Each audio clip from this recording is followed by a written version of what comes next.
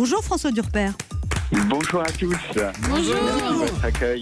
Merci beaucoup. Alors vous avez donc écrit une histoire mondiale du bonheur qui vient de sortir aux éditions du Cherche-Midi, 464 pages sur le bonheur.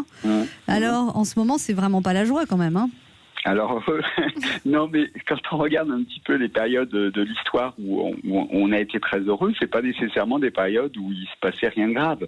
Hein, c'est pas forcément des vases communicants. C'est précisément en fait dans les périodes où on avait besoin d'être heureux, où on a inventé des moyens d'être heureux envers et contre tous les éléments. Et évidemment, aujourd'hui, on peut se dire on va rentrer dans une phase de dépression. C'est très très triste tout ce qui se passe. Mais bon, ils vont trouver d'autres moyens d'être heureux en famille, ils vont trouver chez eux, même dans la cellule familiale. Pas forcément, parce que vous savez, enfermé avec quelqu'un, c'est compliqué parfois. Ça dépend si évidemment, si la personne avec qui vous êtes enfermé, vous trouvez des moyens d'être heureux ou pas. C'est ça. Savez, elle va être contente de votre fille Anne quand elle va écouter l'émission. Hein.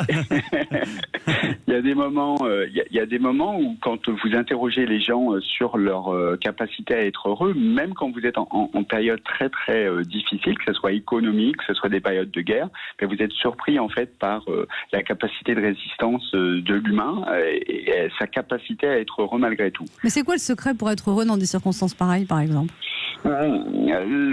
Alors, j'allais dire que quand on regarde un peu toutes les civilisations, tous les continents, tout le monde essaie d'être heureux de manière très très différente. C'est pas la même chose d'être heureux pour un Amérindien, pour un Peul, pour les Grecs à l'époque antique. Mais on trouve un point commun, et ce point commun, c'est la relation.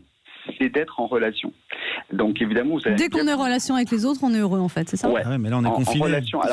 En relation avec les autres, mais aussi en relation avec soi-même. C'est-à-dire que toute la philosophie, par exemple, asiatique, toute la spiritualité depuis Confucius, c'est déjà de ne pas perdre le fil de soi-même. Donc déjà, la relation avec soi, et puis ensuite, évidemment, la relation avec les